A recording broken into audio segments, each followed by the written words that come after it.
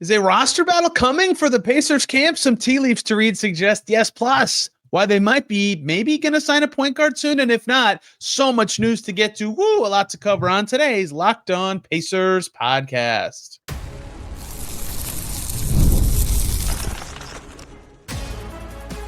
You are Locked On Pacers, your daily Indiana Pacers podcast, part of the Locked On Podcast Network, your team every day. What's up, everybody? Happy Monday. Hope you had a great weekend, and welcome into another edition of the Locked On Pacers podcast, where we, of course, talk about the Indiana Pacers. As always, my name's Tony East. I cover the team for Forbes, and today, a ton to dive into. The training camp battle for the Pacers might look different than we previously thought. More characters than involved. They've been connected to some free agent / non-free agent point guards. Are they going to add one? This is the week to do it. We'll talk about why. So much news is happening. Somebody emailed me a somewhat interesting question. Whew, a lot to get to on the last newsy episode of the offseason, unless something happens this week, because we're going to hear from people with the Pacers for their first pressers on Friday or Thursday. I know how dates work. They have media day next week. It's here. The season is here, basically. And we have a lot to discuss. So let's start with this. I was surprised, let's say, maybe is not the perfect word, but my eyebrows certainly rose last weekend when a tweet was posted by the Indianapolis Colts, of all people. This is a Pacers show, I promise. And it was the day that Obi Toppin was supposed to bang the anvil. If you don't follow the Colts, you're just a Pacers person listening. The Colts, to start games and get the crowd hyped up, have this anvil that someone slams and the steam comes out and the crowd gets all excited. And Obi Toppin was scheduled to do it for this game. And a bunch of Pacers players went to the Colts game. And they were all hanging out together, and they all got their own Colts jersey. It was very cool. And the Pacers posted this picture. So here's all the people in it. Obviously, Obi's there. Tyrese Haliburton's there. Pat McAfee's there. Quentin Jackson, Ray J. Dennis, Talon Peter, Cam Jones, Ben Shepherd, Jarris Walker, Jay Huff, Johnny Furphy. That's a lot of Pacers. Look at that. They're all together. They might be in the gym together. And what's this?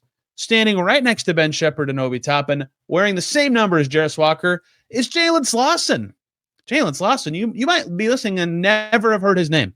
Jalen Slawson was signed by the Pacers to an Exhibit 10 contract earlier this month, earlier in September. The Boom traded for his G League rights late in August. They acquired a guy named Garrison Brooks and then sent Garrison Brooks to get Jalen Slauson's rights. I thought they had Brooks' rights when I talked about this early in the offseason. I messed something up. Anyway, Jalen Slawson played in the NBA for the Kings 2 years ago, was with the Magic for preseason last year, and then spent last year with their G League team. He's like a decent ball handler, wing, shifty guy. He killed the Madden a few times last year, including in the playoffs. He's a good player, or like a good player for the G League level. And it got drafted 2 years ago. He was in the NBA with the Kings 2 years ago. And when they signed him to an Exhibit 10, after the Boom acquired his rights, I thought, standard Exhibit 10, he'll get waived, camp's going to have blah, blah, blah. But he was in this picture. Made me think, is he actually working with the team? Is he going to be around for camp? So I checked, and he is. Jalen Slawson is coming to camp for the Pacers. And that immediately made me go, a battle might be coming for a roster spot.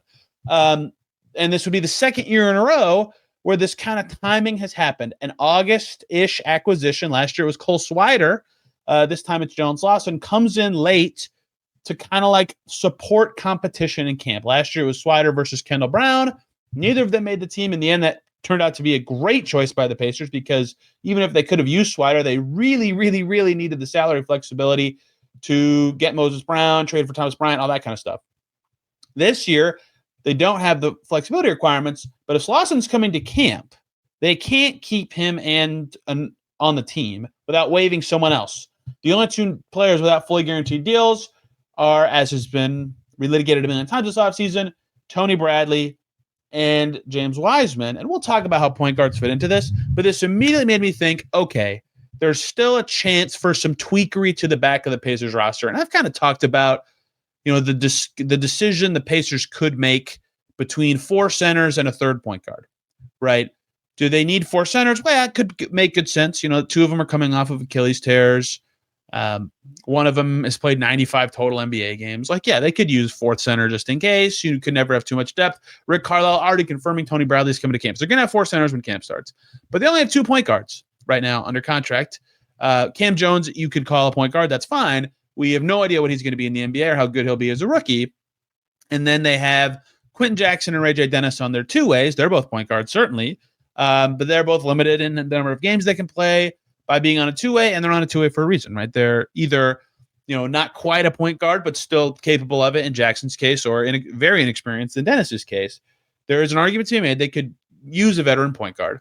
We'll talk about, or use another point guard under contract. We'll talk more about this later, actually, because there's evidence they're searching for it. And Chad Buchanan kind of admitted as such on setting the pace for this offseason. Regardless of all these crumbs, the debate between center and point guards happened a lot. Here comes Slawson to just throw in a wrench. Not to say, because Slawson's I would call him like a smaller wing, off-ball guard type, right? That doesn't necessarily matter. He's not a center or a point guard. That is what's important for the sake of what I have to explain. He's like 6'7", but like more guardy in terms of his actual skill set. So what this signaled to me, and what matters here about Jalen Slawson specifically, is Jalen Slawson is eligible for a two-way contract. And he signed an Exhibit 10 deal, which can be converted to a two-way contract. And so what made this go for me, bing, the radar's up. That does not mean I think Jalen Slawson has like a good shot to make the Pacers' final roster. And this does not necessarily mean that I think they're going to sign a point guard or that Bradley's chances went down or anything like that. But what this did signal to me is like they are truly coming to camp with an open mind on what to do at the back of their roster. For example, we've already talked about this option. I talked about this when it happened on like July 8th. This happened a long time ago. Quentin Jackson signed a two-way. I wondered, and many of you listening probably did too, at many points this offseason, is Quentin Jackson going to be in the mix for a standard deal to be the Pacers' third point guard this season with Haliburton out, because he played fine last year. Obviously, I mentioned earlier, he's not truly a point guard. Like, he's not setting up his teammates at the highest level, but Quentin Jackson's a totally fine player, taking the ball up the floor. Like in the G League, he's been a better setup man than his NBA experience suggests. He's not like a bad floor general type. He's not I wouldn't think he would call himself even a floor general, but that's like, he's fine at it. He did well for the Pacers in that role last year. Is there an argument that he could still have his deal converted from a two-way to a standard spot, and then they waive a center, and that's that? Well, look at that. Here's Jalen Slawson. Jalen Slawson is two-way eligible. So let's say they did that. If they convert Jackson and waive Bradley, they could keep Slawson now on a two-way. And if they see him in camp and he looks great, or they see him in the preseason and he looks interesting, or any sort of thing, right? He was at Furman for a long time. So he's 25. He turns 26 in exactly a month from when this episode comes out, Jalen Slawson does. So he's not like super young. He does have, I think, a past relationship with Aaron Nesmith because they're both from a similar part of South Carolina. Regardless, if he's interesting at all, add that to the list of reasons why I'm like, okay, maybe a roster battle is forming. And it wouldn't really necessarily be a financial decision because they have a lot of wiggle room, and, Bradley makes just above the minimum and they could waive him and re-sign him to a minimum deal. Jackson, if he's converted, would make the minimum. Slawson, same thing. It's not even really about that. It's what they feel like they need, to me. And that's why camp will be telling, right? And they know this now, that we've seen the videos and pictures of Wiseman and Jackson in the Pacers facility. Pascal Siakam just had his camp. Like, they're going to know how healthy their centers are. They're going to know if they need Tony Bradley or not. They're going to know how good they think Jay Huff. Well, they're not going to know. They're going to have a good idea of how good they think Jay Huff is for their team, and if they think they need four centers. They're also going to know if they think they need another point guard, right? If they want to play two point guard groups together as often as they have in the past, they probably need another one on their team. Do they really want to burn through their two-way deals by actually using them as standard players, right? That's fine if they want to do that. The key thing to remember, as I talk about all these possible moving parts, is that they, even converting a player from a two-way to a standard, well, it does allow you to play them more often. There's no cap on games played or appearances or whatever. They're still on the team, right? Quentin Jackson and Ray J. Dennis are on the Pacers. If they need a point guard, they have them right there. So it's not like it's a pressing thing for them to be like, well, we have to invest in this position. We have to trade for somebody in this position. In theory, they're fine. But if they feel like they need more for whatever reason, then they could think about it. And so all these moving parts are connected to me. The only thing that drove it that I haven't said yet is Tony Bradley is not eligible for a two-way. Outside of that, all these kind of moving parts of like, who could be the 15th man? Do they need a 15th man? Where do they need another body? This guy is two-way eligible, and he actually is coming to camp. Surprise. All this to me says, maybe a camp competition's coming.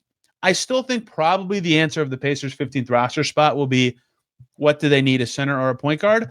But now there's enough floating around to make me think, Are they going to make another move this week? And I'll explain. I have even more evidence that they might be considering one at least. But if they're not, are they considering what to do with some of these back-end guys still? Is it possible Dennis is the guy who'd get converted to the 15th spot? What if he's awesome in camp? They clearly like him. They signed him to a 2-year, 2A, and had no trouble keeping him, and he had a pretty good summer. Like, there's just a lot to consider. Jackson obviously has the most NBA experience of the bunch. Well, Tony Bradley does, but like last year, played the best of the bunch, I would say. We'll see, but a camp battle to keep an eye on. Just like Swider versus Brown last year. The memories of some fun preseason hoops. Let's talk about some more breadcrumbs that you need to consider when thinking about the Pacers potentially making one more tweak or one more move heading into camp, which starts in 1 week, coming up here on Locked On Pacers. Before we do that, got to talk about 5-Hour Energy. Caffeine just got a flavor upgrade. 5-Hour Energy shots deliver tasty caffeine in 17 bold flavors. Each 2-ounce shot packs the caffeine of a premium 12-ounce cup of coffee, plus B vitamins and nutrients with 0 sugars and 0 crashes. What I love most, they're super portable. Big taste in a tiny shot. You can take it anywhere and get that boost right when you need it. So many awesome flavors that are refreshing. They'll give you that quick lift before your busy day. If you've been eyeing it, now's the perfect time to try it because it kicks in fast. It's sugar-free, so you don't have to worry about crashing later. Enough with the boring, flavorless caffeine. It's time to give your caffeine a flavor upgrade with 5-Hour Energy shots. Get the favorites you love or be bold and try something new in-store online at www.5hourenergy.com with the number 5 or on Amazon today. We're back here on Locked On Pacers. Thanks for making it your first listen today and every single day. Your second listen, Locked On Hoosiers. Look at that. Top 10 win for the football program. And also, if you're interested in the Fever playoff run, Locked On Women's Basketball on a hiatus, but the Indy Star postgame shows, I've been on every single one for the playoffs so far. It's been a good time. Okay, let's keep rolling here. The top reason for what I'm about to say is the calendar, right? Media days in a week. Like, players are probably going to be coming to Indy pretty soon. Pascal Siakam hosted all the players again, and I think that's now over. Like, a lot of signings are happening. The Knicks are doing their camp thing. Eventually, Kuminga's going to have to do something, right? Eventually, Quentin Grimes going to have to do something. Like, players will have to do stuff. Players will have to be signed because of the calendar. But factor number 2 is we got 2 interesting reports this past week about the Pacers. One came from Mark Stein in the Stein line that said Delano Banton was a part of a free agency workout with the Pacers, and then the Pacers passed. I'm not necessarily saying they should or shouldn't have signed Banton. I like him because he's a tall point guard. I've mentioned his name all the time when looking at free agent point guards. If they have different priorities, if they didn't like the workout, whatever. I'm not going to assume I wasn't there. But that was a report that came out, and it made me go, maybe they are still looking at point guards. Add that to the list of evidence of things that I just said in the first segment about a potential roster battle, or at least their considerations. And that was kind of that for a second. And then something happened between 2 other teams. Kobe Buffkin, you might not even know who that is. He's had a very low profile, let's say, NBA career. But he played at Michigan, so many of you might know him from college basketball in the Big Ten. He got picked 15th by the Hawks in the 2023 draft. So a pretty high pick, but has been, let's say, underwhelming in the NBA. 27 games. They have not gone particularly well. The Hawks wanted to trade him, and they did. They sent him to the Brooklyn Nets for literally nothing. The Nets traded cash for a 2 years removed 15th pick. Now, Buffkin has not been good. I'm not saying that was like a stupid trade by the Hawks, but just a good buy low option for the Nets, I suppose, in their situation. The Pacers are probably, I would say, when I've made the case for them adding a third point guard, I talk about proven guys, maybe like not as good proven guys, but proven guys. Buffkin is not that. However, Grant Afseth, who used to cover the Pacers for RG.org, I believe. I can't remember exactly what it was. Sorry, Grant. Reported that the Pacers did show some interest in Buffkin. I will find the exact phrasing as I keep talking here. But that also made me go, okay, interesting.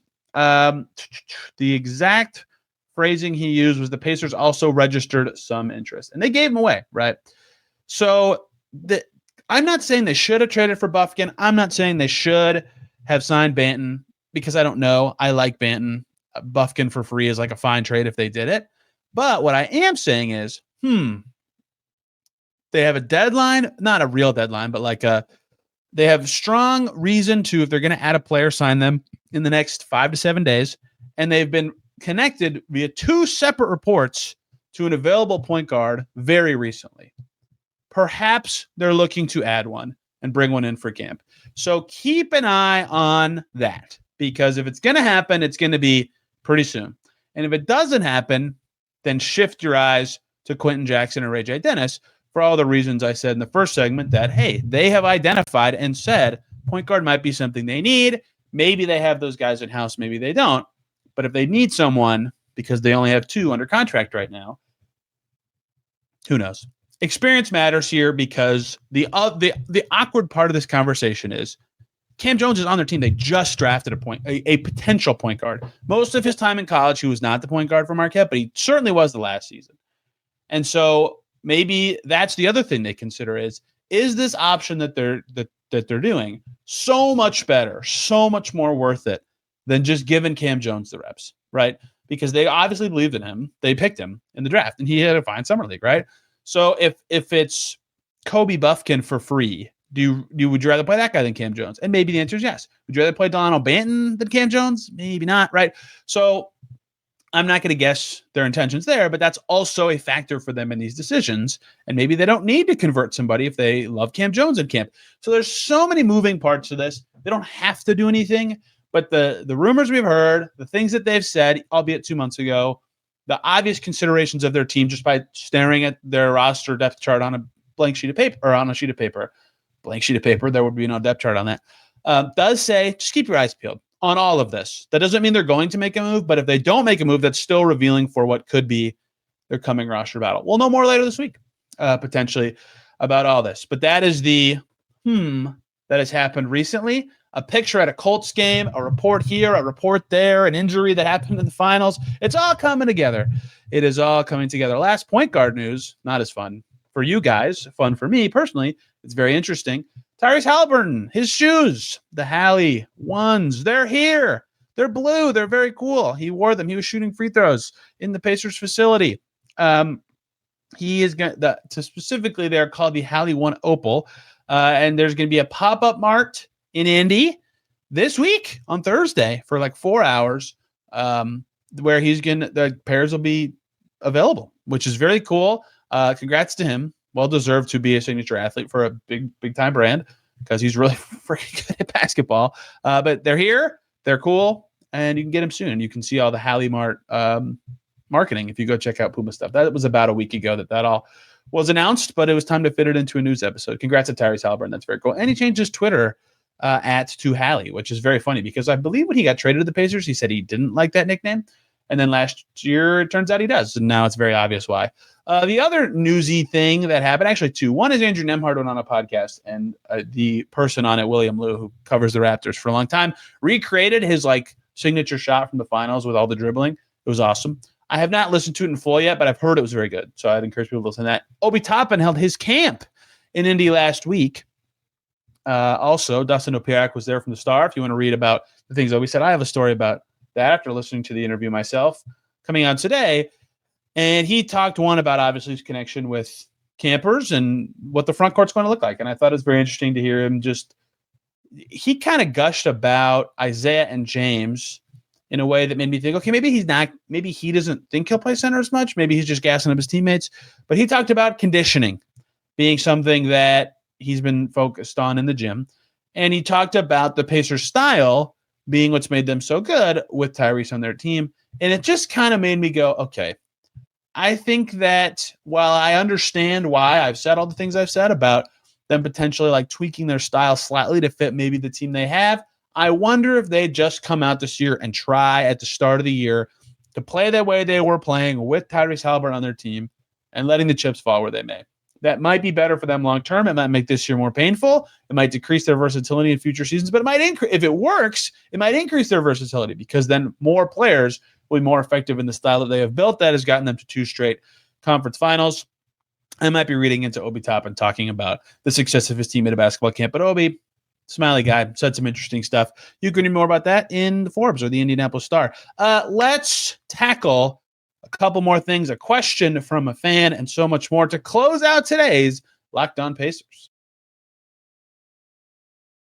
Before we do that, we got to talk about Monarch Money. Most people cannot name all their financial accounts or even what they're worth, whether it's 401ks, properties or investments. And when you don't have the full picture, you can end up leaving money on the table. That's why there's Monarch Money. It's an all-in-one personal finance tool that brings your entire financial life together in one clean, easy-to-use interface on your laptop or your phone. Monarch is built for people with busy lives. If you put off organizing your finances, Monarch is for you. They do the heavy lifting for you. You can link all your accounts in minutes, see clear data visuals, get smart categorization of your spending, and finally feel in control of your money without ever touching a spreadsheet. You can see things like, why aren't you saving as much as you thought? They can help you notice inefficient investments or forgotten 401ks from past jobs, or even ways that you can increase your savings rate, maximize investments, or review finances with a partner. Keep a clear view of your financial health week to week and long term. Do not let financial opportunities slip through the cracks. Use code LOCKEDONNBA at monarchmoney.com in your browser for half off your first year. That's 50% off your first year at monarchmoney.com with the code LOCKEDONNBA. And we are back here on Locked On Pacers. Thanks for making this your first listen today and every single day. Your second listen, Locked On Colts. They're 3-0. How about that? Seizing an opportunity along with the fever right now to take a moment from what a year for indie sports. If the Colts end up being good, wow. I mean, this run from 2024 hosting men's all-star to whatever the Colts do this season, and the Fever are leading in the semifinals right now. One of the best indie sports, potentially 2-year runs like ever. It's pretty remarkable. Locked On Colts will have much more. On the 3-0 Colts, Titans might suck, but the Colts beating a good bad team is not like a thing that happened all the time in the past. Okay, anyway, let's talk about basketball. I got an email this weekend from Leslie. That's all I'll say. I don't know if he or she wants their full name read, but they emailed me to ask a question that they were worried was a little homery, but I feel like nobody's really explored the idea. And the basic premise is, what if, I'll read the whole paragraph, but the bold part and the important part is, what if the Pacers are simply just really good this year? Losing Tyrese and Miles is huge, and logically the team will be worse, but what if all the players that need to make a leap do? What does that look like? They're projected to be somewhere between 8 and 11 for most people, but what if they exceed expectations? What does it look like if they manage to get the 5th or 6th seed? Is there a believable path where the Pacers can win a series or maybe even 2? Is that crazy talk? Probably just a thought. And I actually have been thinking about this for a different reason, and that's because of something that happened a while ago. Doing win projections with Adam, and a couple times throughout the offseason, I've said, Tyrese Haliburton, is he worth like 15 wins? Is that too many? Because last year the Pacers won 50 games. If you just take away 15 wins, that's 35. Now, here's where that got me thinking is like, I guess peak Tyrese Haliburton over 82 game value maybe be worth that. I don't know. I'm making this stuff up as I go. I have no idea. I've never made my own formula to calculate wins. Is he worth 10 wins, 5 wins, whatever. What is that worth last year specifically? Because last year he didn't play 82 games. The first 20 to 25 of them were not very good, right? Especially for his standards. Like, there were good statistical games along the way, but they did not meet Tyrese Haliburton standards until basically Thanksgiving, maybe even December, whatever time you want to say. So like almost a quarter of his season, he was not at that level. So we're just going to hypothesize for a second, pretend he was at that level the whole season, including the first, they were 10 and 15. So let's say first 25 games. If they were, make this up, 15 and 10 at that time, right? Or 16 and 9, or, go back and look at their schedule. It wasn't very hard. That's probably the reason they were 10 and 15. Like, they would have been close to a 60 win team last year. And then they ran through everybody in the East, right? That is, if you surmise that is a potential thing for the Pacers, you take away 15 wins from that level of team, and they're still in the mid 40s. And that would be like a potentially playoff team this year. The East stinks this year, right? It's a very down year for the East. Now, granted, I think that the East being down is probably a little overstated by fans in terms of how many win values it's worth. It's probably worth like 2 or 3 wins. 58 games, still the same for every team. Regardless, Leslie's question relates to all this thinking of like, if Haliburton start last year bad, the same cast of characters the Pacers have this year without him, and Miles Turner's gone, we'll get to that, is still like a good base of a team. So whatever you think the drop-off is from Turner to the centers now, some listeners think that's none.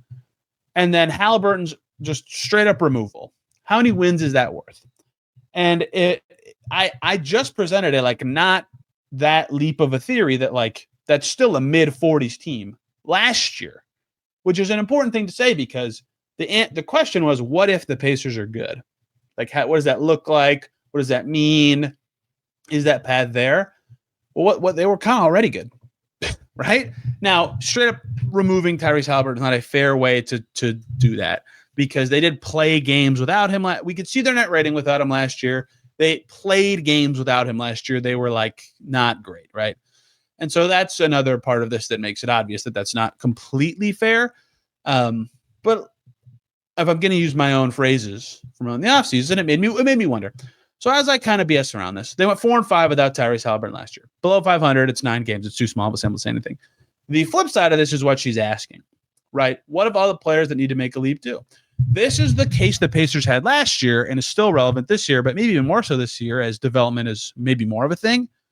The same theory or idea of like Nembhard, maybe Nesmith, depending on what you think of his age, whoever the center is, because of either their experience level in Huff's case or their age, both centers who should be in the rotation. Toppin's only in his 6th season. Mathurin obviously is young. Shepherd, Walker, all those guys, like you'd guess could be as good or better than last year. Furphy, the same thing. Wiseman, possibly the same thing. These guys are all young or inexperienced in a way that I would guess if you were like plotting the chart of their career and you had like a trend line, the trend line would still be going up at this stage. So that doesn't mean they're all going to be better. But the odds that none of them are better, or the odds that they as a collective are not better, is lower, right? The odds are that the collection of those players is a better sum than last year. So it's not that hard to get to a landing spot of this team might still be decent to good. I projected over 41 wins for this reason. Now, her question is, of course, better than that. Like playoff team for sure, which some people are predicting now, right? So what does that actually look like? What does that mean? I think this is a fascinating question because to me, if they exceed what most would consider their projections, right? A lot of the win total betting odd places are like high 30s. You know, that puts them in the play-in spots, but like barely, right? Is there a believable path where they could make the playoffs? Oh, absolutely. And my thing with Jimmy, where we did the odds for that, I said better than 50-50 that they would make it this year. Actually, I said 41, but the play-in odds not being a lock is why. If it was just straight up 1 through 8, I would have given them over 50%, right? Reasonable that they would make the playoff field. So what does it look like? It just looks like improvement from their youngsters to me, because unless you were predicting a nosedive from Pascal Siakam, and I think he might look worse without Haliburton. Maybe McConnell's worse. That's a reasonable thought at his age. But like they should be, if they're at worst a 4-5 team with internal improvement, they should be a decent group. So what does that look like? It just looks like young players getting better. And so the reason that that question is what if the Pacers are good this year is important is that gives them such a huge base for when Haliburton returns. If they're already good and they're getting a top 15, 10, 20, whatever number you want to use player, that's huge. Miles Turner is also part of this. What drop off do they get at center? That could make my whole analysis, or like not even analysis, just like made up number of wins that I assigned to Tyrese Haliburton, irrelevant. If he's worth 5, 10, 4, 3, whatever, who knows?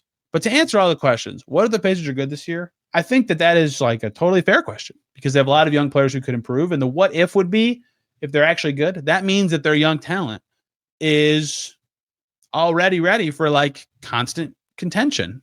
And if they have Tyrese Haliburton and Siakam at that level in 2 years, they'll be ready to be in the mix for whatever the top of the East is when Haliburton comes back, even if he's worse, because that would mean his teammates came along too. And then the other parts of those questions would be, what does that look like? Development. And Rick Carlisle's proven he's good at that. Sorry, I lost track of where I was in the email. What does it look like if they manage to get the 5th or 6th seed? Same thing, right? I think it would be on the backs of their young players. And that is the believable path where they get in and win a series. And so is it crazy talk? I don't think I'd give it like over a 50% chance they'd win a series. In fact, I said 41% that they make the playoffs at all. But is it reasonably possible? Yeah. Oh, yeah, it is. And I think that is a reflection of the players that they have and the leadership that they have, because a lot of their young guys get better every year. And yes, they're losing the guy that sets their identity and their best player, but they still have lots of good players who have proven it on huge stages. And now they have a chance to exceed expectations for like the 4th year in a row with this group and show people what they could do. So good question. Yes, the Pacers could be good this year. And what if they are? I think it really just extends the lifetime of contention that they have with the core that they have. Can't wait for games. We'll find out soon. The first preseason games in like less than 3 weeks. It's going to be awesome. Thank you guys so much for listening today. Tomorrow, so let's just say this for this week after what I said about the point guards. Tomorrow, we're going to talk presumably with Dustin Dopirak about the biggest storylines for this season. This will be our 3rd year in a row doing that with him. Looking forward to, 1, looking back at what we said last year's would be, and 2, tackling this year's. And then this week, we'll do the point guard season preview. I'll put that off till late in the week just in case. We'll have another guest come on and talk about who could still be on this team in 2, 3, 4 years. And then Friday, we'll talk about what was said by the team. So lots of fun stuff coming. Hope you guys enjoyed today's show. You can find me on social media at Tony Ariz, this podcast at Locked On Pacers. Thank you all so much for listening. Have a wonderful day. See you very soon.